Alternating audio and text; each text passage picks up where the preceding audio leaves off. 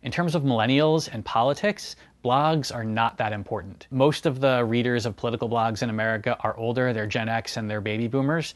There are some blogs like my own that are run by millennials and for millennials, but it's a far less common occurrence.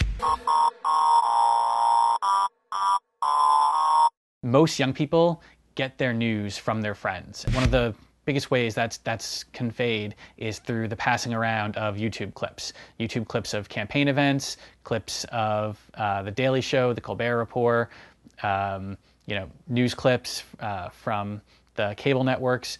So YouTube is really important in the respect that it's a vehicle for young people to get their news and have conversations. It's also something that can drive interest in a campaign or drive the narrative of a campaign. So very famously, in 2006, we had a senator in Virginia named George Allen. He was being followed around by his opponent's campaign, the Jim Webb campaign. There's an intern who had a video camera, would follow him to every event that he went to. At one of those events, the cameraman caught George Allen using a racial slur against him. So welcome, let's give a welcome to Macaca here. Welcome to America. That was publicized on YouTube. It made it onto the local television networks. It was passed around on Facebook and MySpace by young people. And George Allen saw his poll numbers in a span of 2 weeks drop 40% among young people.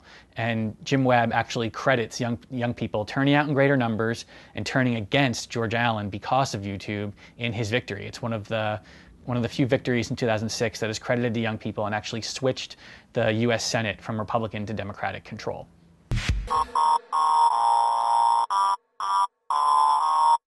So did the millennials choose Obama, or did Obama find the millennials? I think it's a little bit of both. I think in the beginning, Obama didn't have any support really, but he did have a few young people who really were for him. You have the people who started Students for Barack Obama. You have this guy, Joe Anthony, who famously started the My Barack Obama page. Farouk Regbi, he started the 1 Million Strong for Barack Obama Facebook page. So you had these young people who looked at Obama and saw themselves. They saw a young person, they saw someone who was multiracial, sort of cosmopolitan, very much like millennials see themselves and behave today.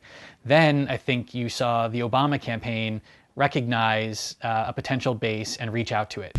So you have the Obama campaign going on Facebook, where young people hang out, and reaching out to them and saying, hey, you're all on Facebook, why don't you tell all your friends on Facebook about the campaign, or that they can volunteer, or they can go to this event, or that they need to register to vote. For the first time in a really long time in American politics, you had a campaign that was telling young people that they were important, that they were empowered, and it was engaging in a conversation with them that showed them how to do things. To act empowered and to make change. Hi, I'm Amy, and I help manage My Barack Obama, which is our online community with more than 1 million users.